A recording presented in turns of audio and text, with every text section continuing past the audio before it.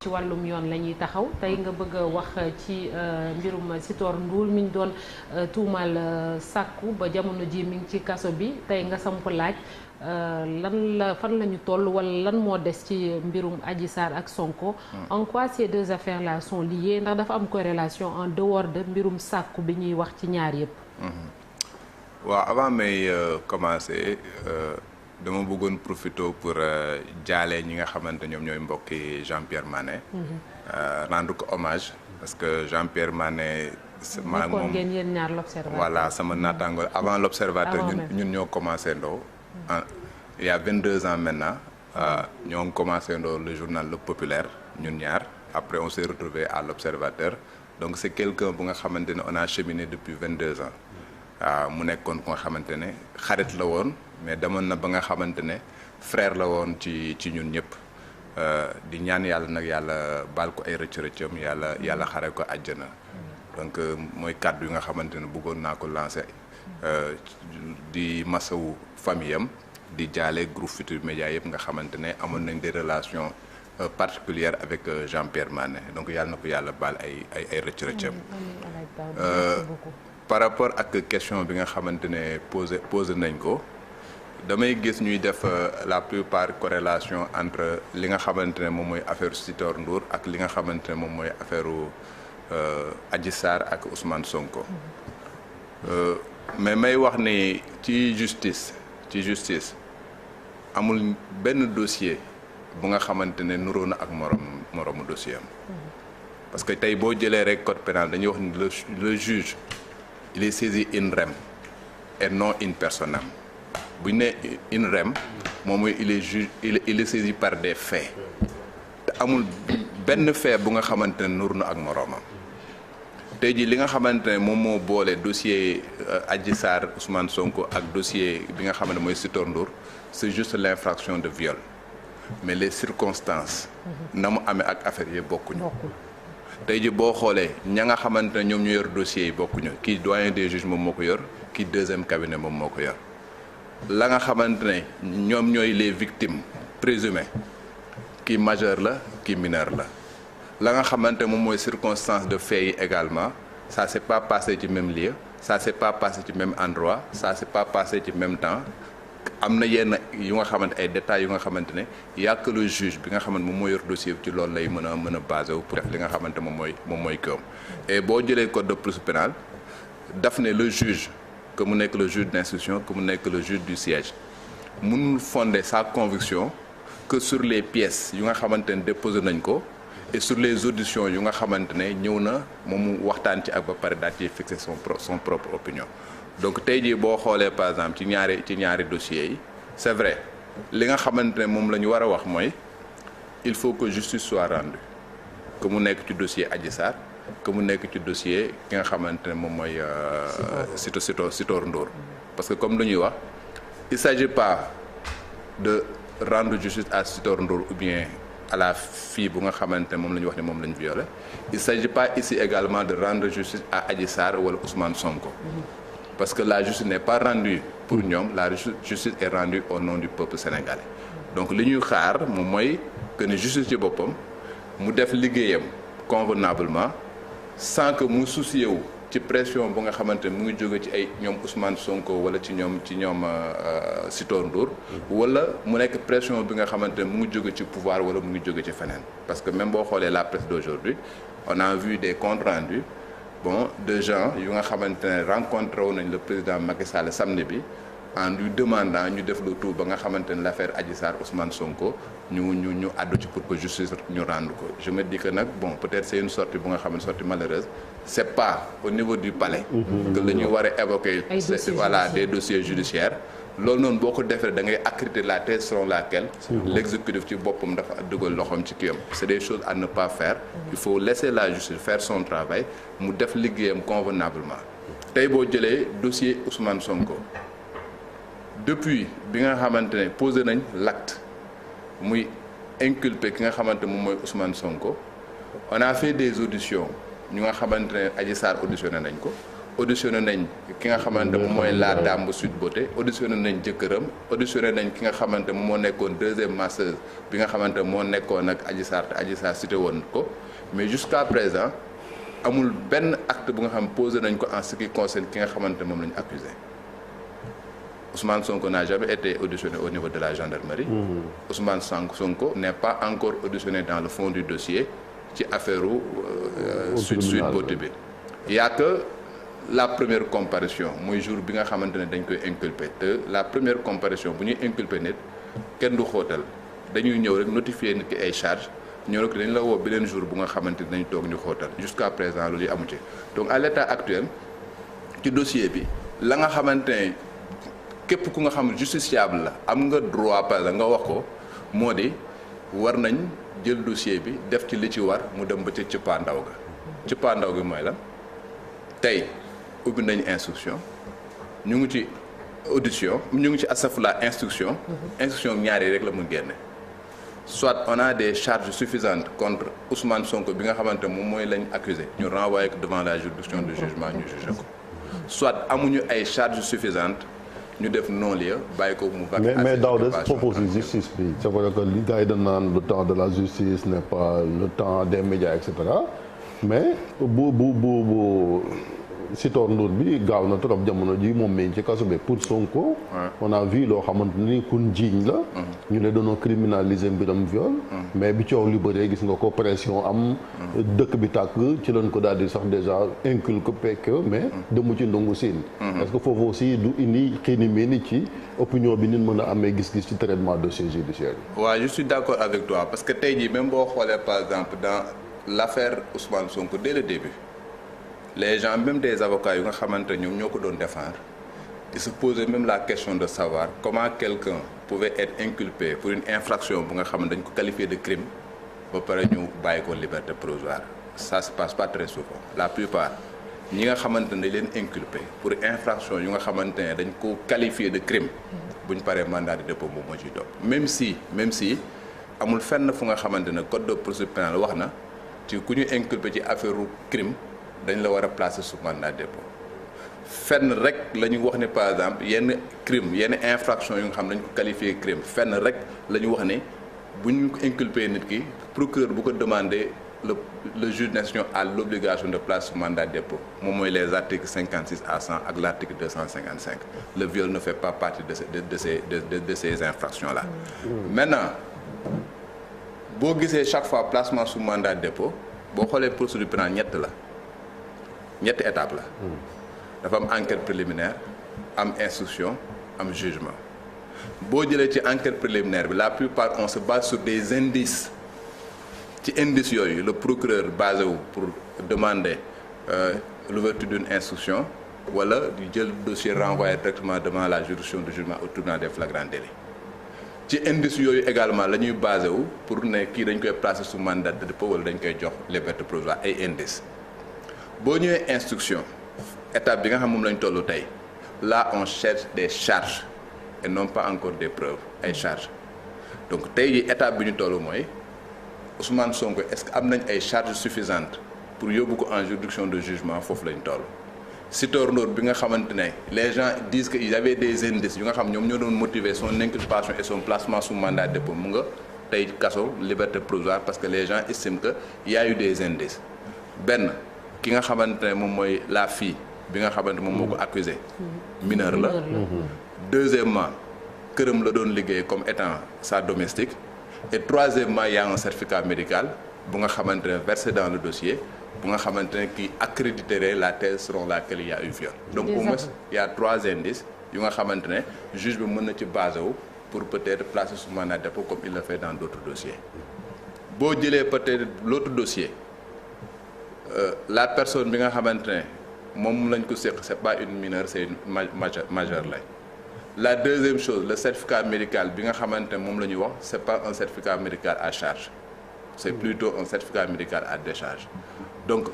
troisième chose bi après. Et pourquoi il est inculpé aussi pour pédophilie. Pour Sonko. non, il n'est pas inculpé pour pédophilie. Donc, cette affaire aussi. Parce que au début, oui, en fait, histoire bi commencé. Non, au début. On dit que la fille était mineure. Au début, on disait que Adji Sarr était mineur, mais Ousmane Sonko n'a jamais été inculpé pour pédophilie. Ousmane Sonko a été inculpé pour viol. Mais pas pour pédophilie. Parce que bu njëkk au début les gens disaient que way Adji Sarr mineur la nangam ak nangam, mais le chef d'inculpation bi nga xamante ne mën nañu teg Ousmane Sonko. c'est le viol et l'association de malfaiteurs. mais est-ce que Daouda ci ñaari mbir yëpp que ça soit Sonko Adji Sarr wala bu Sitor Ndour bi ndax nekkul volet politique bi moom la nit ñi di gën a jël en compte moom la ñuy peut-être angle boobu noonu. la ñuy jàngatee yëf yi moo tax muy fausser affaire yi dès le départ. foofu laay waxee kii majorité la bokk kii mi ngi nekk opposition. foofu laay waxee parce que tey jii boo xoolee par exemple ñi ñuy analyser sous l'angle politique lañ koy analyser. Ils vont te dire que Ousmane Sonko il est de l'opposition bon parce que peut-être am na ñu nga xamante ne ñoom ñoo nekk ci ginnaawam parce que moom si boppam il ne se laisse pas faire. xam nga wax na à plusieurs reprises wax na ay complot que les gens à un moment donné xaw nañu ragal dossier bi tuuti daal di dellu ginnaaw. De l'autre côté on dit que keneen ki nga xamante moom lañ jàpp il est de la mouvance présidentielle donc ñoom ñaar ñëpp c'est des gens yu nga xamante ne ay hommes politiques lañ mënuñu comprendre que kii ñu jël dossier am par exemple mu nekk viol ñoom ñaar ñëpp incrimination viol la kii ñu jël dossier am daal di koy inculper ba pare place ko sous mandat de dépôt keneen que ñu inculper ko ba pare place ko sous contrôle judiciaire donc dañ jàpp que ni ñaar yëpp ñoom ñoo waroon mën a am àtte mais encore une fois li may wax mooy. fait yi bokkul c'est ça et que le juge d'instruction bi nga xamante ne moom moo yor dossier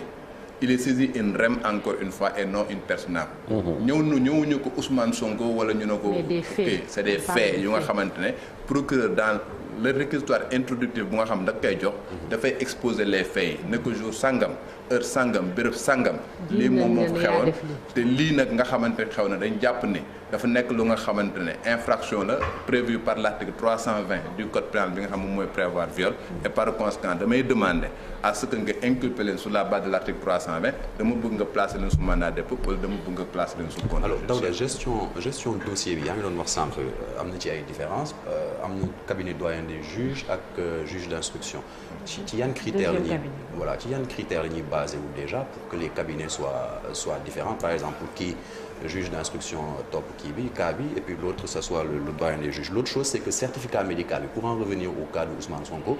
est-ce que certificat médical bi itam bu joxewul li ñu doon xaar warul woon doy rek ngir kii pour qu'il y ait un non-lieu par exemple. waaw si première question bi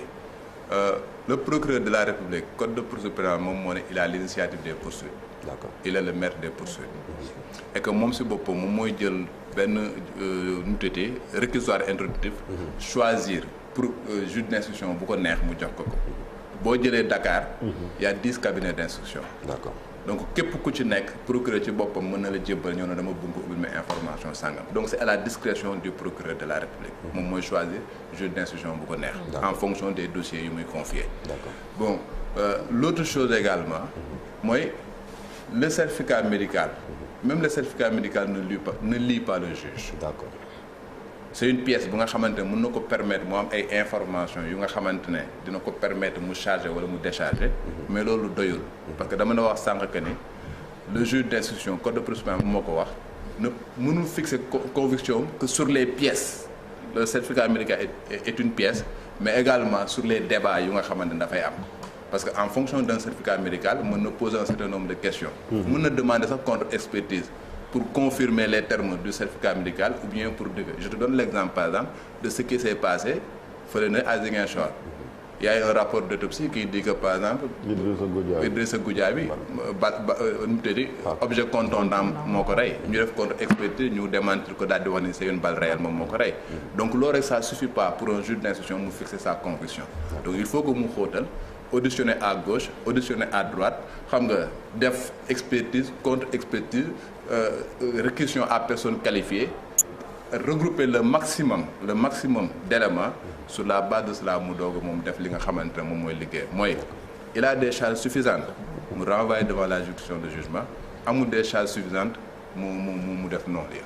Voilà mais xëy rek sur la base d'un certificat médical ñëw ne non-lieu ça se fait pas. Le juge d'instruction amul droit def. mais viol dafa lu sérieux te garaaw. est-ce que war nañu koo traiter sax sous l'angle politique parce que xam nga penser surtout aux victimes. xam ni quand même li ñu dund day lu métti. waaw c'est parce que viol dafa nekk lu sérieux loolu moo tax normalement kenn waru koo patamee parce que un procès ñaari nit ñoo ko seq. bon la victime présumée mooy ku jigéen ki nga xamante ne jàpp nañ ni violé nañ ko mais am na keneen ku nga xamante également su fekkee ne erreur judiciaire victime lay doon. mooy ka nga xamante ne moom moo nekk ci dossier bi. te comme nag dañ ko criminaliser mu nekk ay infractions yu nga xamante ay condamnation yu nga xamante condamnation yu métti la léegi. parce que le viol article 320. 5 à 10 ans la ko condamné woon. léegi bi ñu réviser article bi ñu criminaliser ko maintenant c'est des peines qui vont de 5 à 10 ans. rasafla de 10 à 20 ans de prison donc tey jii bu fekkee yow nit ki